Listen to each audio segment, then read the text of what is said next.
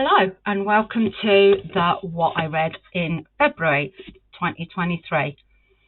I read 7 books this month, so not quite as many as in January. Very good reasons for that. There was a few things that took my mind, my thinking time up, so I didn't really have a lot of time for as much time for reading. But 7's are pretty good. So I'm going to just go through them and sort of a little bit about what they were about. First one, Catherine Cookson, A Ruthless Need. This was one of the books from the book club my daughters gave for me. This is a Catherine Cookson book, and that's basically it. There's good poor people, bad rich people. The good rich people always end up marrying the good poor people, and there's a slatternly stepmother. They always have to have one of them. But yeah, it was a fun read. I haven't read anything like this for many years, and so it was quite an entertaining read, and I didn't mind having it at all. Would I read it again? No. But I know a lot of people do love Catherine Cookson, and this was a pretty standard one of her books. The next one I read was The Leaving of Liverpool by Maureen Lee. This was also in the book club with the things that my daughters bought me, and this was even slightly more unbelievable premise than the Catherine Cookson one. Very, very similar. You know, two children that were separated and they both went off on their own ways, and then all these weird coincidences, and they all came back together again at the end. One of them becomes a very rich, famous star, and the other one gets stuck in a bit of a dead-end life, and yeah, they sort of come back together again at the end. Very typical, same sort of family saga book as before. I didn't actually enjoy this one as much as I enjoyed the Catherine Cookson. I didn't like this one as much. There was just too many coincidences and silly storylines in it that it was even less believable. But yeah, again, didn't mind reading it, got through it very quickly. I was quite happy with it. The next book I read was really 3 books, because I read the Broken Earth saga by N.K. Jemisin. And that is, the first one is the 5th season. Then we have The Obelisk Gate, and then we have The Stone Sky, except I think that's the other way around. Oh no, it's that way. These are fantasy. They're set in a fantasy world where there is their planet, there is one massive continent. There are a few other little bits out there, but on the whole, everybody lives on this one massive continent. And this continent isn't stable. It's always having earthquakes. It's always having volcanic eruptions, all of that sort of thing. And the 5th season refers to, they have spring, summer, autumn, winter like we do.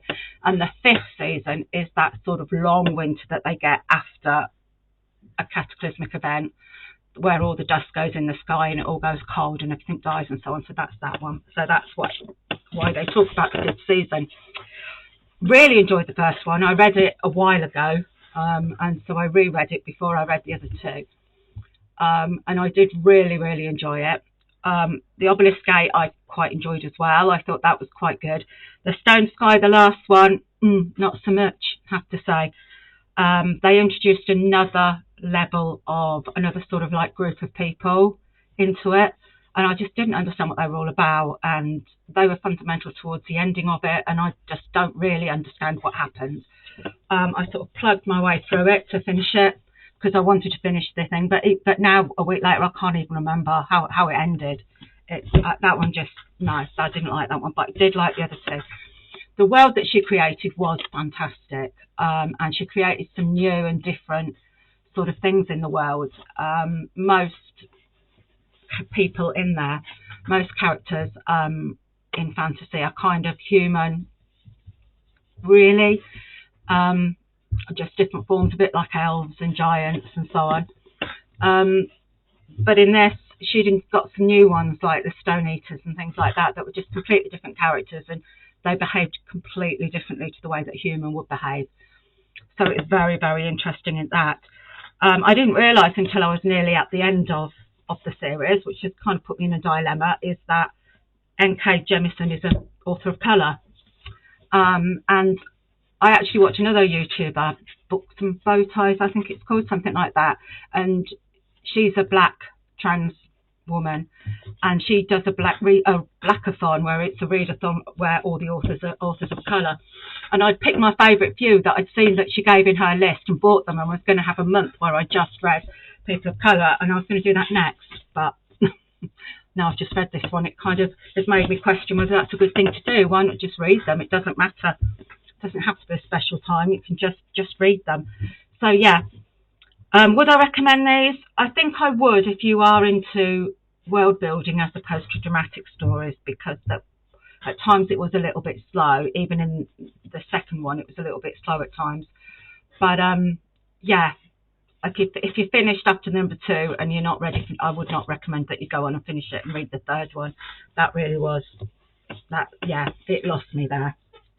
So that was that one. The next one I read was The Picture of Dorian Gray, but this was graphic novel form, like that.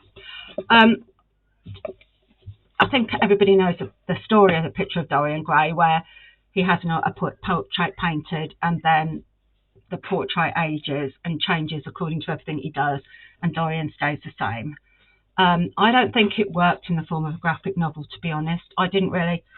It sort of was too jumpy. There wasn't enough background detail. It jumped from one thing to another. And I don't really feel like I know the story.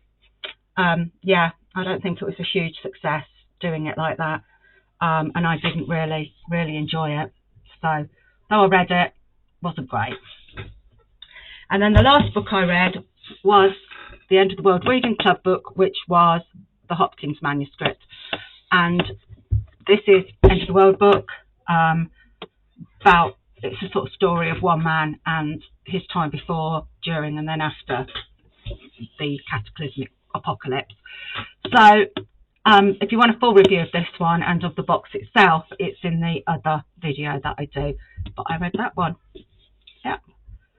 So that was what I read in February. So I'll see you at the end of March when I will do my roundup for March. Thank you.